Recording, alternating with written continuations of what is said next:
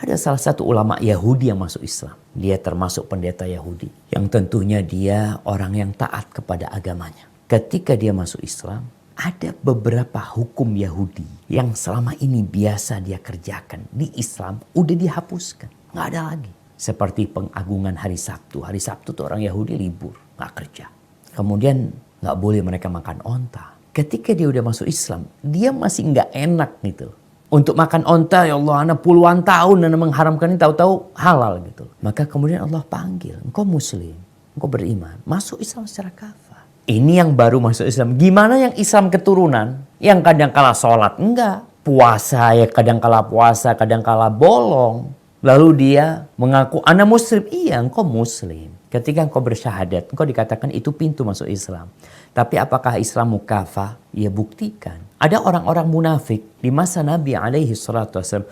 Jumlah mereka cukup banyak. Apa kata Allah? Tuh orang munafik kalau datang. Ya, Allah menceritakan di surat Al-Munafiqun. Idza ja'akal munafiquna qalu nashhadu innaka la rasulullah wallahu ya'lamu innaka la rasuluh wallahu yashhadu innal munafiqina lakadzibun.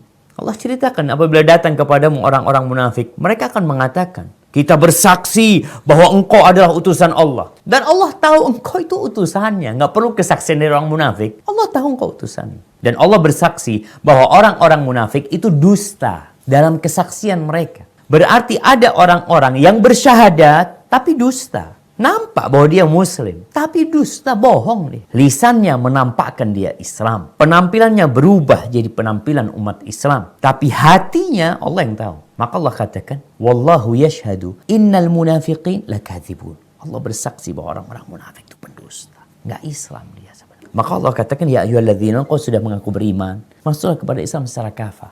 Yang dari lahir juga Islam, monggo diperbaikin keislamannya. Kalau dikatakan Islam yang mana, ya udah Islamnya Nabi alaihissalatu wassalam. Nggak usah Islam yang macam-macam kita. Bagaimana Nabi mempraktekkan Islam ini bersama para sahabatnya? Ini terbukti ada orang Yahudi, dia masih terpengaruh dengan tradisi keyahudian dia. Mungkin dia mau gabungin. Karena terjadi dalam sejarah itu ada orang-orang Majusi umpamanya. Ketika dia masuk Islam, dia ambil tuh beberapa tradisi orang-orang Majusi. Beberapa ritual mereka ingin digabungkan dengan Islam. Jadi Islam model ini. Nanti ada Islam model itu. Enggak. Islamnya Nabi alaihi salatu wassalam.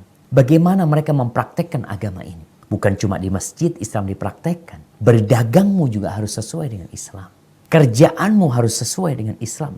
Kafah gaya bicaramu. Karena ada yang mengatakan, oh nah, Masya Allah fulan ini tauhidnya bagus Ustaz. Tapi akhlaknya kurang benar. Belum kafah berarti dia. Kenapa? Karena Nabi SAW ketika membicarakan iman, beliau mengatakan akmalul mu'minina imanan ahsanuhum khuluqan. Orang mukmin yang paling sempurna keimanannya, yang paling baik akhlaknya. Yang paling baik akhlaknya, itu yang paling sempurna keimanannya. Kalau bicara kafah, secara akidah, secara keilmuan, secara hafalan Quran dia bagus. Dan secara amaliyah dan muamalah bersama makhluk dia bagus. Ini baru kafah yang seperti ini.